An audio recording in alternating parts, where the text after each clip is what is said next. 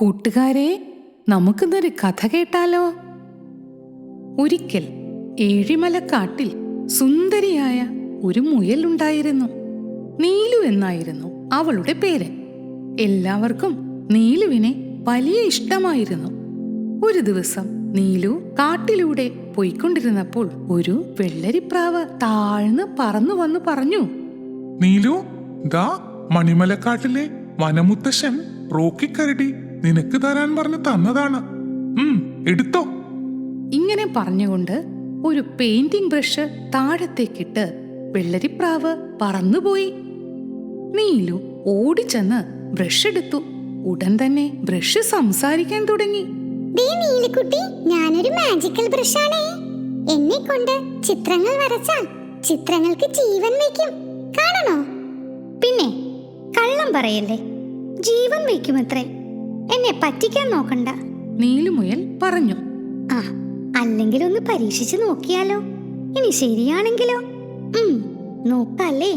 ഇങ്ങനെ പറഞ്ഞുകൊണ്ട് നീലു വലിയൊരു ഇല പറിച്ചെടുത്ത് പല നിറത്തിലുള്ള കാട്ടുപൂക്കളുടെ നീരുകളിൽ മാജിക് ബ്രഷ് മുക്കി മനോഹരമായ ഒരു ചിത്രശലഭത്തിന്റെ ചിത്രം ആ ഇലയിൽ വരച്ചു.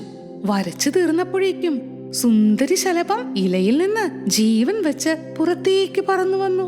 നീലുവിന് ചുറ്റും പറന്നു നടന്നു. നീലു അത്ഭുതത്തോടെ അത് നോക്കി നിന്നു.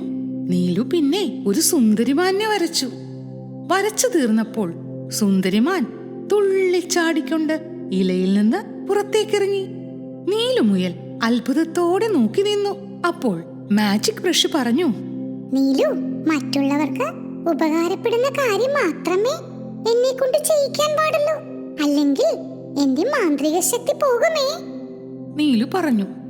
ഞാൻ അങ്ങനെയേ ചെയ്യൂ. നോക്കൂ, നമ്മുടെ കാട്ടിലെ മരങ്ങളൊക്കെ മനുഷ്യർ വെട്ടി നശിപ്പിച്ചു. കിളികൾക്ക് കൂടുകളില്ലാതെയായി. ആനച്ചേട്ടന്മാർക്ക് ഭക്ഷണമില്ലാതെ അവർ നാട്ടിലേക്കിറങ്ങി കൃഷികൾ നശിപ്പിക്കുന്നു.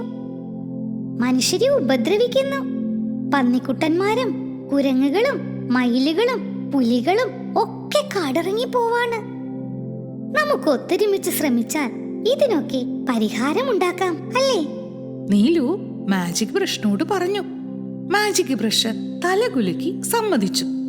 അങ്ങനെ നീലു പഴുത്ത കുലകളുള്ള വാഴകൾ, ചക്കപ്പഴം നിറഞ്ഞു നിൽക്കുന്ന പ്ലാവുകൾ, കരിമ്പിൻ ചെടികൾ, മുന്തിരിച്ചെടി, ഓറഞ്ച് മരം, ആപ്പിൾ ചെടി, പലതരം മാമ്പഴങ്ങൾ നിറഞ്ഞ മാവുകൾ, പലതരം പച്ചക്കറികൾ, പൂച്ചെടികൾ, പുൽത്തകിടി ഒക്കെ വരച്ചു.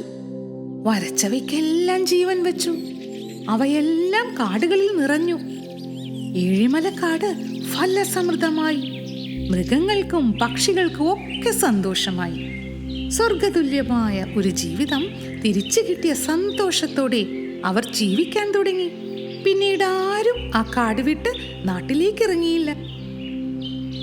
കൂട്ടുകാരെ, നമുക്ക് കിട്ടുന്ന നന്മകൾ, കഴിവുകൾ ഇവയെല്ലാം പ്രകൃതിയുടെയും സമൂഹത്തിന്റെയും നന്മയ്ക്ക് കൂടി ഉപയോഗപ്പെടുത്താൻ നാം ശ്രമിക്കണം കേട്ടോ.